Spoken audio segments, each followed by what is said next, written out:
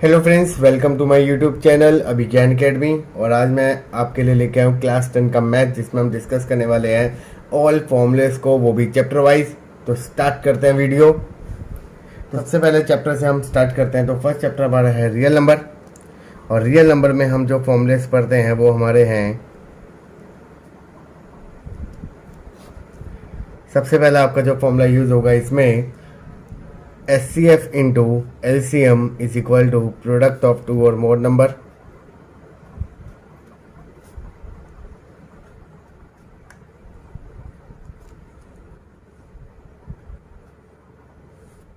Chapter number 1 में आपके सिर्फ एक ही फॉर्मूला आपने यूज करना है, SCF into LCM is equal to product of two or more number, क्योंकि बाकी जो आपके कंसेप्ट है वो हमारे सिर्फ प्रूव करने वाले हैं। तो चलते हैं नेक्स्ट चैप्टर पे। सेकंड चैप्टर आपका आता है पॉलिनोमियल। पॉलिनोमियल में जो हमने फर्स्ट नंबर पे फॉर्मूला जो आपने पढ़ना है वो हमारा sum of zero the product of zero, क्योंकि आपको एक जनरल इक्वेशन दी होती है ax² + bx + c equal to zero. ये हमारी क्वाड्रेटिक पॉलिनोमियल है। इसके हिसाब से हम दो जीरोज निकालते हैं। सम ऑफ जीरोज जो हमारा होता है -b/a, और प्रोडक्ट ऑफ जीरोज होता है हमारा c/a। नेक्स्ट जो हमारा फॉर्मूला है वो है हमारा, अगर आपको एक न्यू क्वाड्रेटिक पॉलिनोमियल गिवन हो और आपको सम ऑफ जीरोज और प्रोडक्ट ऑफ जीरोज गिवन हो, तो आप डायरेक्टली इस फॉर्मूले से हेल्प से आप उसको बना सकते हो। तो x² - alpha + beta into x plus alpha into beta बराबर है 0। ये एक ऐसा फॉर्मूला है जिससे आप डायरेक्टली कोई भी एक न्यू क्वाड्रेटिक पॉलिनोमियल बना सकते हो with the help of their sum of zeros and product of zeros. Next है हमारी क्यूबिक पॉलिनोमियल। तो वो है हमारी ax³ + bx² + cx + d बराबर है 0, जिसमें हम तीन जीरोज निकालते हैं। पहला होता है हमारा सम ऑफ जीरोज, तो alpha + beta + gamma is equal to -b/a। Then हमारा होता है product of sum of zeros, तो alpha beta + beta gamma + gamma alpha, ये हमारा होता है c/a। Then product of zeros alpha beta gamma is equal to d-d/a। तो यही फॉर्मूले आपके इस चैप्टर में यूज होने हैं। तो आगे बढ़ते हैं नेक्स्ट चैप्टर। नेक्स्ट चैप्टर है हमारा pair of linear equation in two variable.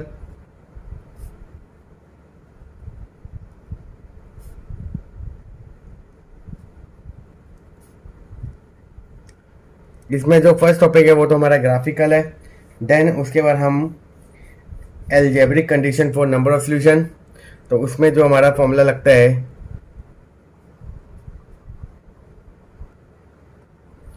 आपको पता है कि दो हमारी जनरल इक्वेशन क्या होती है, a1x + b1y + c1 is equal to 0, a2x + b2y + c2 बराबर है 0। इसके ब्याह पर हम क्या करते हैं, पैटर्न बनाते हैं। तो a1/a2 जब इक्वल नहीं होता b1/b2 के, जब इन दोनों के कोएफिशिएंट का रेशियो इक्वल नहीं होगा, तो वो कैसी लाइंस कहलाएंगी, इंटरसेक्टिंग लाइंस। वो कैसा सोल्यूशन कहलाएगा, यूनिक सोल्यूशन। वो कंसिस्टेंट और इनकंसिस्टेंट होगा तो वो होगा हमारा कंसिस्टेंट। तो मैं एक ही फॉर्मूले से आपको तीनों कंसेप्ट बता रहा हूँ। अगर a1/a2 is equal to b1/b2 और इज इक्वल टू c1/c2 होता है, देन वो हमारा कहलाएगा coincident line, infinite money solution,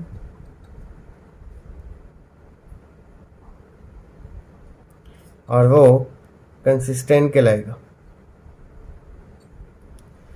अगर a1/a2 is equal to b1/b2 equal आता है और c1/c2 के बराबर नहीं होता, तो वो हमारा कहलाएगा पैरेलल लाइंस,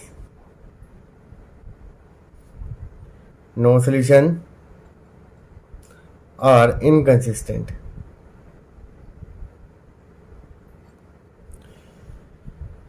तो ये आपका एक अलजेब्रिक कंडीशन है जिसमें आपको दो पेयर ऑफ लीनियर इक्वेशन दे रखे होंगे, और उसके ब्याह पर आपको कोई भी एक कंडीशन पूछ सकता है कि वो क्या, कौन सी लाइंस बना रहा है, कौन सा सोल्यूशन दे रहा है, और कंसिस्टेंट और इनकंसिस्टेंट है या नहीं। देन उसके बाद जो चैप्टर में है वो हमारे क्या, दो इक्वेशन आपको दे रखे होंगे और उसको सॉल्व करने के डिफरेंट मेथड्स है। तो उसके कोई फॉर्मुलेज नहीं है, बट उसके कंसेप्ट है। तो वो आपके मेथड्स में आपको सिर्फ ओरली रिवाइज करवा देता हूँ। तो हमारे मेथड है substitution method, elimination method, cross multiplication method, और लास्ट में होता है हमारे रिडक्शन मेथड। नेक्स्ट चैप्टर हमारा क्वाड्रेटिक इक्वेशन। इसमें जो हमारा जनरल इक्वेशन होती है वो हमारी ax² plus bx plus c बराबर 0। इसमें जो हमारा फर्स्ट मेथड है वो है हमारा फैक्टराइजेशन, तो उसका कोई फॉर्मूला नहीं है। बट जो सेकंड मोस्ट इंपॉर्टेंट है हमारा जो इसमें फॉर्मूला है वो है क्वाड्रेटिक फॉर्मूला। अब व्हाट इज क्वाड्रेटिक फॉर्मूला, उसमें आपको एक इक्वेशन दे रखी होगी in the form of quadratic equation. Then उसके बाद आप इसमें एक फैक्टर निकालोगे दैट इज कॉल्ड डिस्क्रिमिनेंट, और इसका फॉर्मूला होगा b² माइनस 4ac। और इसी के ऊपर डिपेंड करेगा कि आपके जो रियल रूट्स है वो फाइंड आउट होंगे या नहीं होंगे। अगर d की वैल्यू ग्रेटर इक्वल टू 0 आती है, मतलब अगर मैं सरल भाषा में बात करूं तो अगर पॉजिटिव आती है वैल्यू d की, देन आपके रियल रूट्स एग्जिस्ट करेंगे और फर्दर आप x की वैल्यू फाइंड आउट कर पाएंगे। और वो कौन से फॉर्मूले से कर पाओगे, x बराबर है -b plus minus √d whole divided by 2a। But अगर d की वैल्यू लेस देन 0 आती है, दैट मीन्स नेगेटिव आती है, तो आप फर्दर सॉल्व नहीं करोगे और सीधा लिख दोगे नो रियल रूट्स एग्जिस्ट। इसके बाद जो इसमें चैप्टर में कंसेप्ट आता है वो है हमारा nature of the roots. Nature of the roots में आपको काफ़ी क्वेश्चन आपके आ सकते हैं बोर्ड में, और नेचर ऑफ द रूट्स में आपको कैसे आएगा डिपेंड करेगा वो हमारा डी पे। तो सबसे पहले हम लिखेंगे ax² plus bx plus c बराबर 0। डी आपने निकाला b² माइनस 4ac। अब या तो d की वैल्यू ग्रेटर देन 0 आएगी, या तो d की वैल्यू लेस देन 0 आएगी, या तो d की पावर 0 आएगी। ये तीन पॉसिबिलिटी हो सकती है। अगर d की वैल्यू ग्रेटर देन 0 आती है, दैट मीन्स पॉजिटिव आती है और 0 से बड़ी आती है, देन उसके रूट्स क्या होंगे, नेचर क्या कहलाएगा। तो यहाँ पर आप लिखोगे टू रियल डिस्टिंक्ट रूट। अब यहाँ पर एक वर्ड रखा डिस्टिंक्ट, डिस्टिंक्ट का मतलब होता है डिफरेंट, मतलब दोनों अलग अलग रूट्स होंगे आपके। अगर d की वैल्यू लेस देन 0 आती है, दैट मीन्स नेगेटिव आती है, तो आप सीधा लिख दोगे नो रियल रूट्स। और अगर d की वैल्यू बराबर 0 आती है तो that means 2 real equal roots exist करेगा। और आपको एक और चीज़ बता देता हूँ कि अगर पेपर में कोई क्वेश्चन आता है कि फाइंड द वैल्यू के, और वो एक कंडीशन दे रहा है कि दे हैव सिर्फ रियल रूट्स, ना ही वो इक्वल बोल रहे हैं ना ही वो डिस्टिंक्ट बोल रहे हैं, तो देन आप k की वैल्यू के लिए आप क्या लिखोगे, d ग्रेटर देन 0 लिखोगे या d इक्वल टू 0 के। तो देन उस केस में आपको मैं बता देता हूँ कि उसमें आप सिर्फ d ग्रेटर इक्वल टू 0 लिखोगे। रिमेंबर, जब आपको दे रखा हो कि find the value of K if they have real roots, क्योंकि रियल रूट्स आपके दो तरह के हो सकते हैं, वो इक्वल भी हो सकते हैं और डिस्टिंक्ट भी हो सकते हैं, क्योंकि इक्वल के लेके लाएगा और डिस्टिंक्ट के लेके लाएगा। तो ये कंडीशन आपकी कब लगेगी, जब सिर्फ वो मेंशन करेगा सिर्फ रियल रूट्स। तो ये फॉर्मूला ना भूलें। तो फर्दर चलते हैं। नेक्स्ट है हमारा अर्थमेटिक प्रोग्रेशन। इसमें हमारा जो फर्स्ट वन फॉर्मूला यूज होने वाला है वो है हमारा n term of the AP. तो a n is equal to A plus n minus 1 d. What is a n? N term और लास्ट टर्म भी बोल सकते हैं। एन हमारा होता है नंबर ऑफ टर्म्स, ए होता है हमारा फर्स्ट टर्म,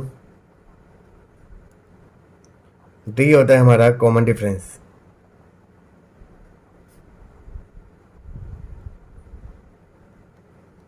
सेकंड जो हमारा फॉर्मूला इसमें यूज होगा वो है हमारा सम ऑफ एन टर्म। तो इसका फॉर्मूला होगा n by 2a plus n minus 1 D.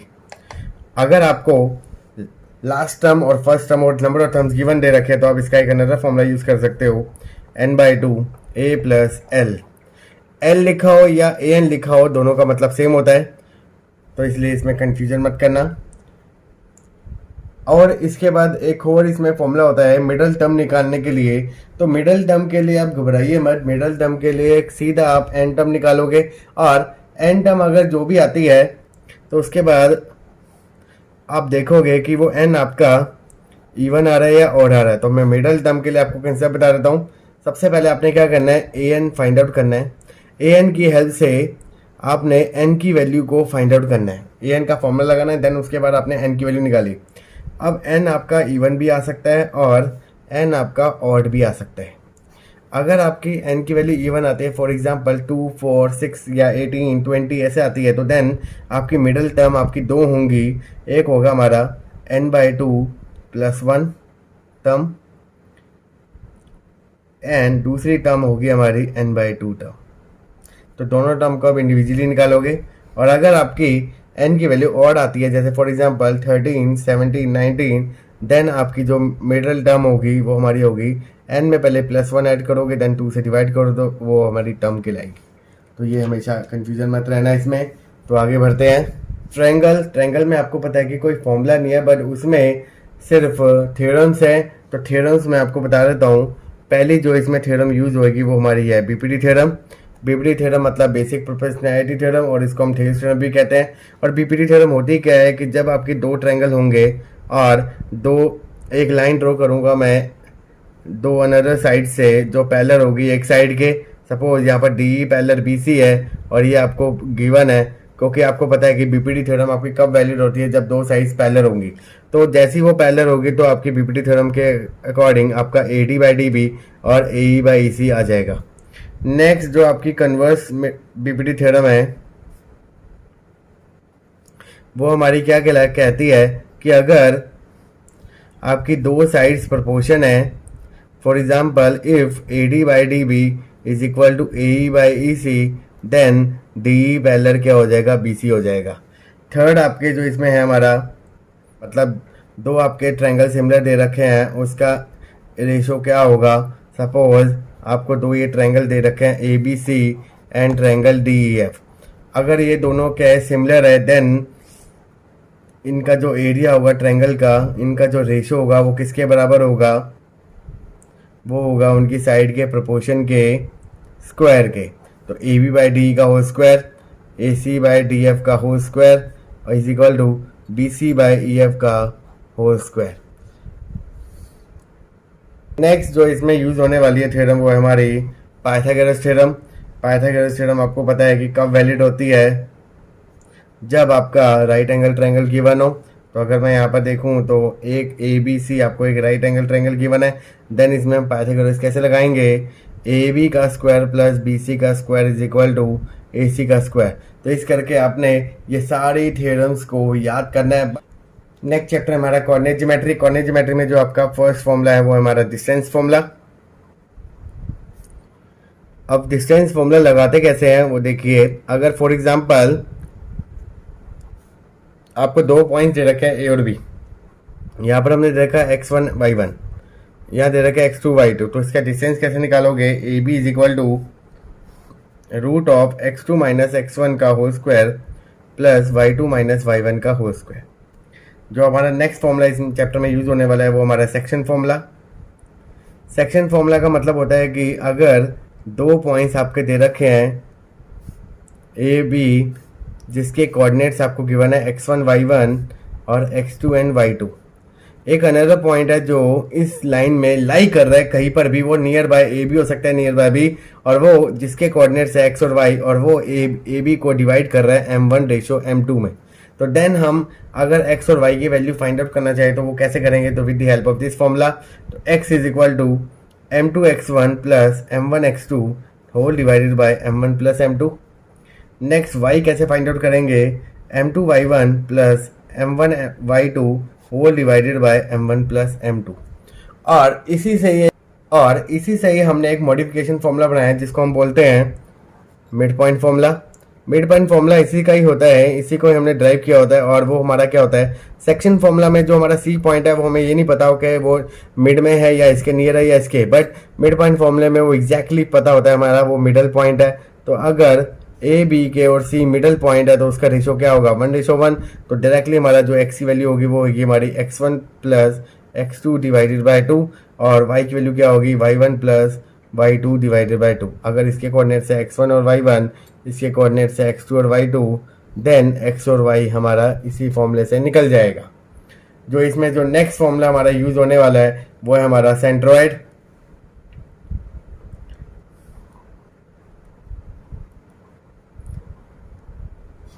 Centroid of A triangle. Suppose आपको एक ट्रायंगल गिवन है ABC। जिसके कोऑर्डिनेट्स है x1 y1, x2 y2 और x3 y3। बीच में एक पॉइंट है ओ जिसके आपको सेंट्रोइड की वैल्यू निकालनी है, तो एक इसके कोऑर्डिनेट्स होंगे x और y, और वो कैसे निकलेंगे, x is equal to x1 plus x2 plus x3 divided by 3 और y is equal to y1 plus y2 plus y3 whole divided by 3। तो ये मोस्ट इंपॉर्टेंट है, ये 1 मार्केट क्वेश्चन आ सकता है, तो इस करके इस फॉर्मूले को जरूर याद करें। तो आगे बढ़ते हैं। नेक्स्ट है हमारा chapter number 8, most important chapter है trigonometry.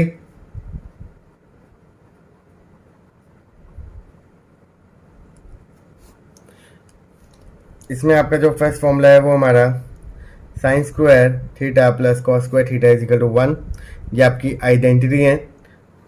1 plus ten square theta is equal to second square theta.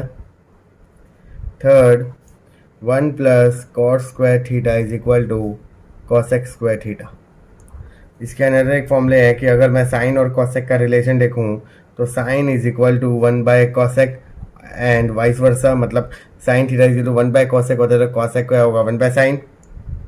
ऐसे ही cos is equal to 1 by sec, तो सेक क्या होगा 1 बाय कॉस, तो vice versa. Next 6 formula cot is equal to 1 by tan और tan is equal to 1 by cot. 7 देखिए, अगर मेरे को टेन को साइन बाय कॉस करना हो तो इन टर्म ऑफ साइन और कॉस लिखना हो तो ऐसे लिखेंगे। अगर मेरे को कॉट को इन टर्म ऑफ टेन और साइन और कॉस लिखना हो तो क्या लिखूंगा, कॉस बाय साइन। तो ये आपको फॉर्मूले याद रखने हैं। तो इसके अलावा भी आपके जो फॉर्मूले इसमें यूज होते हैं वो आपको बता देता हूँ। इसके लिए हमने क्या सीख रखा है, एक रिलेशन, क्योंकि आपको पता है कि ट्रिग्नोमेट्री आपकी वैलिड होती है राइट एंगल ट्रायंगल में। तो अगर सपोज ए बी सी हमारा एक राइट एंगल ट्रायंगल है और मैं इस एंगल के अकॉर्डिंग अगर अभी बताता हूँ तो ये हमारा कहलाएगा परपेंडिकुलर और ये हमारा कहलाएगा बेस और ये हमारा कहलाएगा हाइपोटेन्यूस। तो आपको एक फॉर्मूला याद रखने के लिए आपको एक ट्रिक सिखाई गई है, पंडित बद्री प्रसाद हर हर बोले, जिसके हिसाब से जो हमारा फर्स्ट रेशो होता है वो हमारा साइन रिप्रेजेंट करता है। तो यहाँ पर हमारा जो अगर साइन सी होगा वो होगा हमारा पी बाई एच, कॉस सी हमारा होगा बी बाई एच और टेन सी हमारा होगा पी बाई बी। और वैसे ही अगर मैं उल्टा देखूँ तो कॉसेक हमारा होगा एच बाई पी, सेक हमारा होगा एच बाई बी और कॉट हमारा होगा बी बाई पी। तो ये फॉर्मूले आपने याद रखने हैं और इसी को इस्तेमाल करके आप अदर क्वेश्चन को सॉल्व कर सकते हो। तो आगे बढ़ते हैं। नेक्स्ट चैप्टर हमारा सर्कल। इससे पहले आपका आता है सम एप्लीकेशन ट्रिग्नोमेट्री, तो उसमें आपके वही 8th वाला ही चैप्टर के आपके फॉर्मूले यूज होंगे, तो इस करके मैं उसको लिख नहीं रहा। तो नेक्स्ट चैप्टर हमारा सर्कल। सर्कल आपको पता है कि आपका ज्योमेट्री का है, तो इसमें आपकी थ्योरम यूज होगी। तो इसमें जो थ्योरम आपकी यूज होने वाली हो तो वो है हमारी कि अगर आपको एक ट्रायंगल सर्कल दे रखा है और एक एक्सटर्नल पॉइंट पे एक पॉइंट है और अगर वहाँ से 2 टेंजेंट ड्रॉ होती है तो वो क्या होंगी, इक्वल इन लेंथ। तो सपोज यहाँ पर ओ दे रखा है और ये रेडिया है, तो इस थ्योरम में आपको ये प्रूव करना है कि पी ए बराबर है पी बी। एक जो अनदर थ्योरम आपकी दे रखी है उसमें ये बोला गया है कि सपोज आपको एक सर्कल दे रखा है और यहाँ से एक टेंजेंट आती है, तो जिस पॉइंट ऑफ कांटेक्ट और सेंटर से अगर रेडियस ड्रॉ करता हूँ तो उस पॉइंट ऑफ कांटेक्ट पे वो एंगल कितना बनाएगी, 90 डिग्री बनाएगी। तो इस थ्योरम को भी आपने याद रखना है, क्योंकि इन दोनों में से कोई भी एक थ्योरम आपको आ सकती है। तो दोनों थ्योरम आपकी मोस्ट इंपॉर्टेंट है, तो इस करके इन थ्योरम को करना ना भूलें। तो आगे बढ़ते हैं। नेक्स्ट चैप्टर है आपका कंस्ट्रक्शन। तो कंस्ट्रक्शन में आपको सिर्फ आपके कंसेप्ट याद रखना है, तो उसको मैं इस वीडियो में डिस्कस नहीं कर रहा। तो नेक्स्ट चैप्टर में चलेंगे हम। तो हमारा जो नेक्स्ट चैप्टर हम इसमें हम डिस्कस करने जा रहे हैं वो है हमारा एरिया रिलेटेड टू सर्कल। आपका ऐसा चैप्टर है जिसमें आपके काफ़ी ज़्यादा फॉर्मूले यूज हो रहे हैं। तो स्टार्ट करते हैं लिखना है। जो आपका फर्स्ट फॉर्मूला है इसमें हमारा है एरिया ऑफ सर्कल, जिसका फॉर्मूला है आपको पाई आर स्क्वायर। सेकेंड है हमारा area of semi circle, half pi are square. Third है हमारा area of quadrant of circle,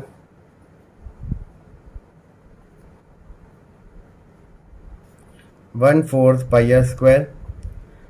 next है हमारा सर्कमफ्रेंस, 2 पाई आर। नेक्स्ट है हमारा नंबर ऑफ रेवोल्यूशन को फाइंड आउट करने का, उसका फॉर्मूला है आपका distance covered whole divided by circumference. और अगर आपको डिस्टेंस नहीं गिवन तो distance is equal to speed into time भी यूज करेंगे। नेक्स्ट फॉर्मूला जो इसमें यूज होगा वो है हमारा length of the arc theta by 360 into 2πr। और हमेशा ये रखना जो ये थीटा होता है वो एंगल है सेंटर होता है। नेक्स्ट है हमारा एरिया ऑफ सेक्टर। इसका फॉर्मूला आप यूज करोगे theta by 360 into πr square. और हमेशा याद रखना ये हमारा माइनर सेक्टर होता है। अगर आपको मेजर निकालना है तो देन आप क्या करोगे, एरिया ऑफ सर्कल में से एरिया ऑफ माइनर सेक्टर को माइनस कर दोगे। तो यहाँ पर आप फॉर्मूला लिखोगे एरिया ऑफ सर्कल, और आपको पता है कि एरिया ऑफ सर्कल का formula πr square minus area of minor sector. Next जो फॉर्मूला है हमारा most important area of segment. ये शॉर्टकट फॉर्मूला है, इसको यही याद रखो जो जिससे आपका क्वेश्चन इजीली सॉल्व हो जाएगा। Theta by 360 into πr square minus half r square sine theta. ये आपका माइनर होता है, तो इस करके सेम जैसे मैंने अभी सेक्टर के लिए बोला तो वैसे ही हम इसमें भी लिखेंगे area of major segment find out करने के लिए एरिया ऑफ सर्कल में से माइनस करेंगे area of minor segment. Then इसमें आगे फॉर्मूला यूज होगा एरिया ऑफ ट्रायंगल। और आपको पता है कि अगर राइट एंगल ट्रायंगल गिवन होगा तभी आप यूज कर सकते हो half into base into height. और अगर आपको स्केलन ट्रायंगल या आइसोसेलेस ट्रायंगल गिवन है तो देन आप उसमें हीरोज फॉर्मूले की हेल्प से ही एरिया फाइंड आउट करोगे। तो नेक्स्ट है हमारा एरिया ऑफ इक्विलेटरल ट्रायंगल। इसका फॉर्मूला है √3/4 इंटू साइड का स्क्वायर। नेक्स्ट आपका इसमें जो फॉर्मूला यूज हो सकता है area of square side into side, area of rectangle length into breadth, area of rhombus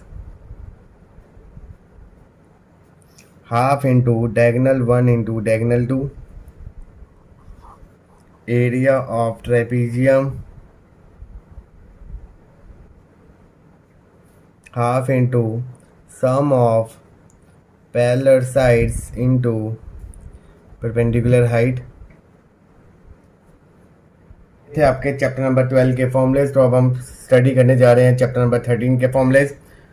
तो आपका जो फर्स्ट आपका जो फॉर्मूला है वो आपका है क्यूब के हिसाब से, क्योंकि इसमें आपको सॉलिड फिगर दे रखे हैं बट मैं आपको यहाँ पर आपको इंडिविजुअली फिगर्स के डिफरेंट फॉर्मूलेज आपको बता रहा हूँ। तो क्यूब में आपको पता है कि इसकी शेप ऐसी होगी जिसकी सारी की सारी साइज़ क्या होती है बराबर।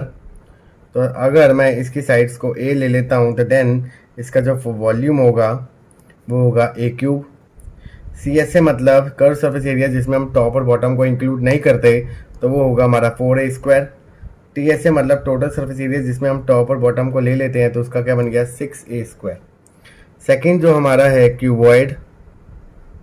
क्यूबॉइड में आपकी लेंथ ब्रेथ हाइट आपकी डिफरेंट होती है। तो ये हो गया हमारी लेंथ, ये हो गया हमारी ब्रेथ और ये आपकी होगी हाइट। तो जिस हिसाब से आपका जो वॉल्यूम होगा वो होगा हमारा LBH। CSA होगा हमारा 2 into L plus B into H. TSA होगा हमारा 2 into LB plus BH plus HL। Third हमारी जो है फिगर वो है हमारी सिलेंडर।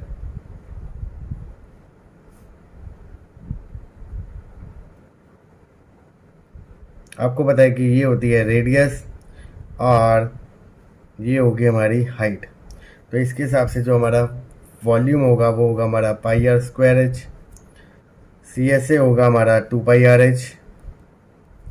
TSA होगा हमारा 2πr are plus H. Fourth है हमारा कॉन,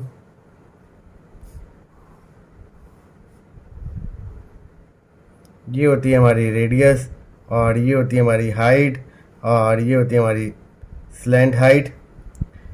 अगर स्लैंट हाइट नहीं दे रखी है तो उसका फॉर्मूला होता है root of s square plus r square. Volume को निकालने के लिए हमारा फॉर्मूला होता है 1/3 pi are square h. C s से में होता है हमारा पाई आर एल, और टी एस से हमारा होगा pi r l plus r. Next figure है जो हमारी इसमें यूज होगी वो है हमारी हेमिस्फेयर।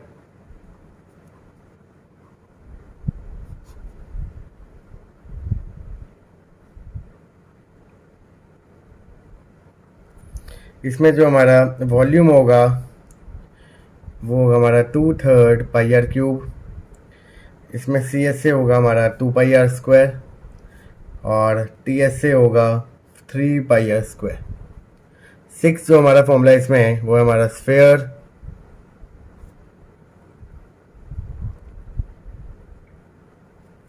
इसमें जो हमारा वॉल्यूम यूज होगा वो है हमारा 4/3 पाई आर क्यूब।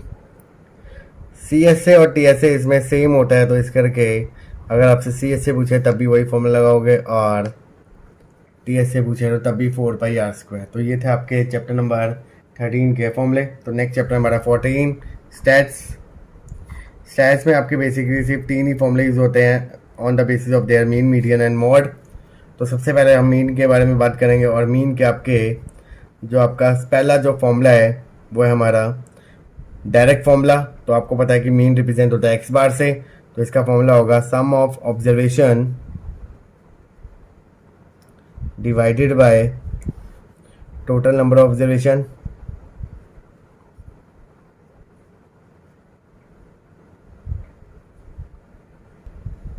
सेकेंड है हमारा इसी में formula x bar is equal to, जब आपको अगर फ्रिक्वेंसी गिवन हो तो x i F i summation f i. Third जो हमारा इसमें फॉर्मूला यूज हो रहा है assume in method.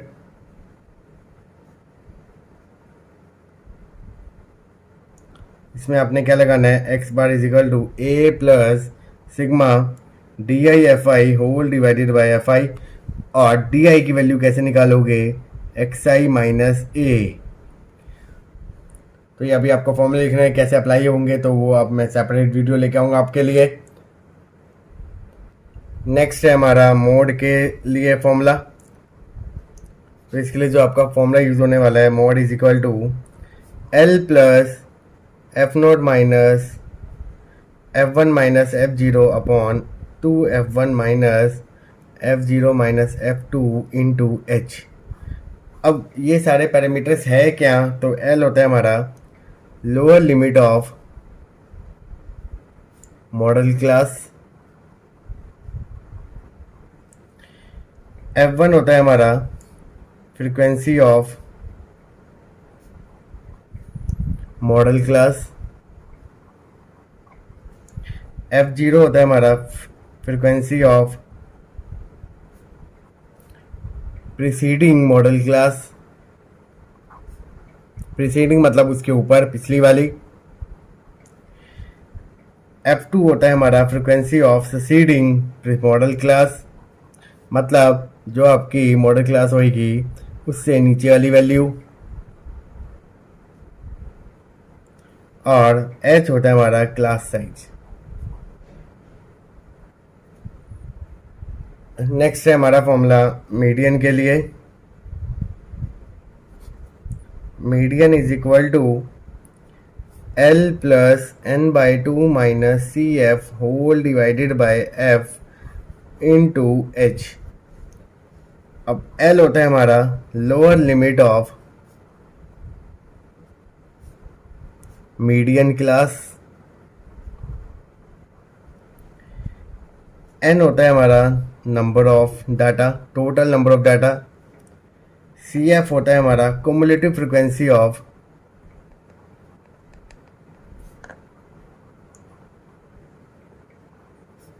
प्रेसीडिंग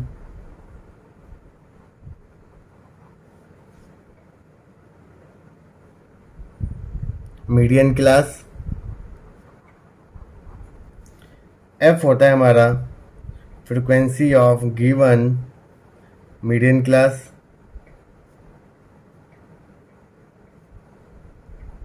and h होता है हमारा क्लास साइज।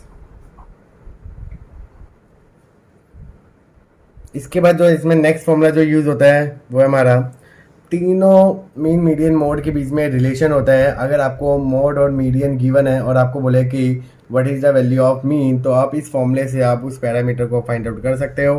तो फॉर्मूला आपको याद जरूर रखना है। तो mode is equal to 3 median minus 2 mean. ये मोस्ट इंपॉर्टेंट फॉर्मूला है क्योंकि ये 1 मार्कर क्वेश्चन आपको आ सकता है, तो इस फॉर्मूले को जरूर लर्न करें। तो नेक्स्ट चैप्टर पे चलते हैं, probability.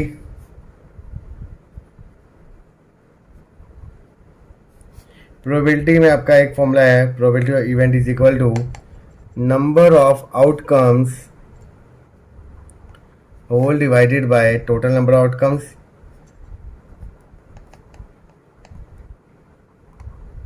Second, probability of event plus probability of not event किसके बराबर होगा, 1 के।